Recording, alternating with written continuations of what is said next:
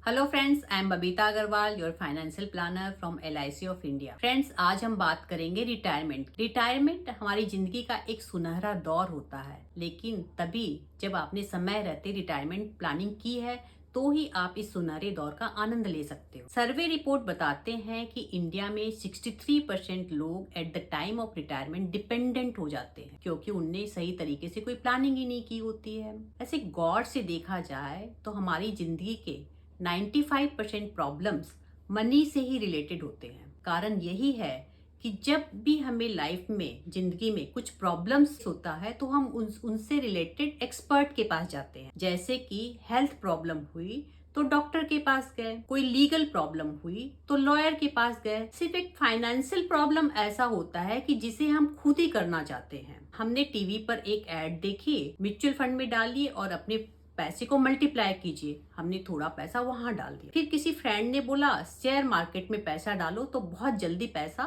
Multiply होगा। हमने वहां पे डाल दिया, लॉटरी में डाल दिया, क्रिप्टो करेंसी में डाल दिया।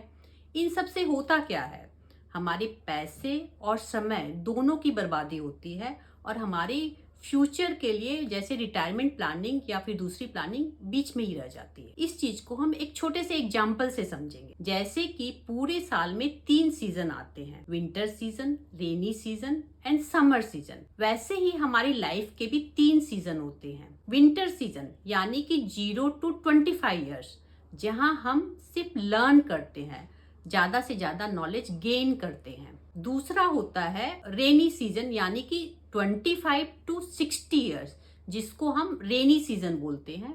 रेनी सीजन में होता क्या है कि हम पानी को, वाटर को स्टॉक करते हैं, हार्वेस्ट करते हैं, जिससे कि हमें विंटर और समर में किसी तरह की कोई परेशानी नहीं हो।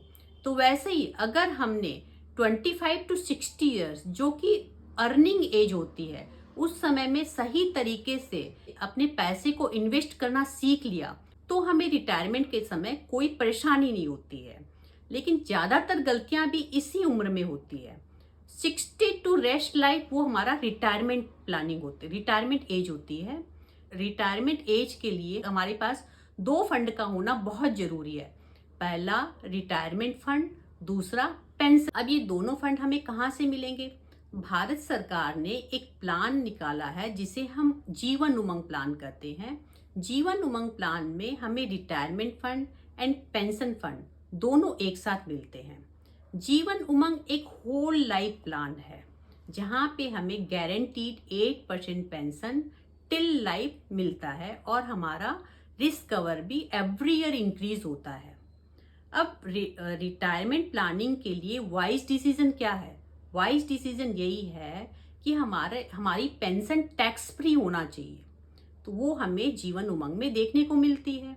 दूसरा, हमारा जो पेंशन है वो फिक्स होना चाहिए, इंटरेस्ट रेट की तरह फ्लक्चुएट नहीं होना चाहिए, वो भी हमें जीवन उमंग प्लान में देखने को मिलती है।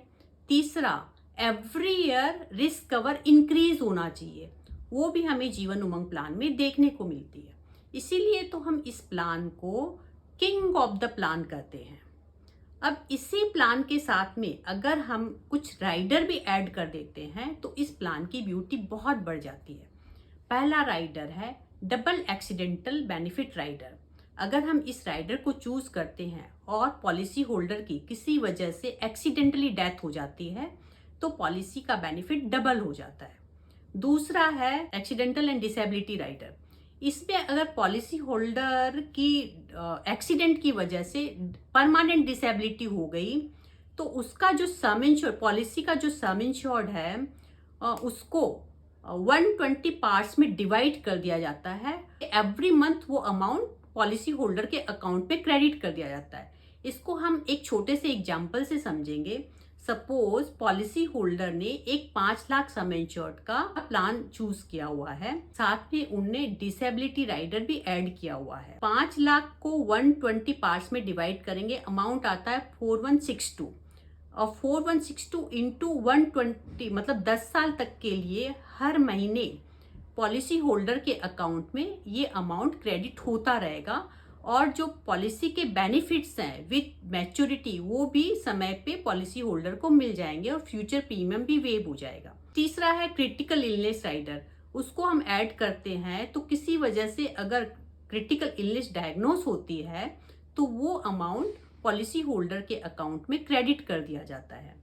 चौथा है टर्म राइडर, भी लाइक टर्म इंश्योरेंस की तरह होता है। अगर हमने उस अमाउंट का टर्म राइडर लिया हुआ है और डेथ होने पर वो अमाउंट प्लस पॉलिसी के सारे बेनिफिट्स के साथ में नॉमिनी के अकाउंट में क्रेडिट कर दिया जाता है। पांचवा राइडर है प्रीमियम वेवर बेनिफिट।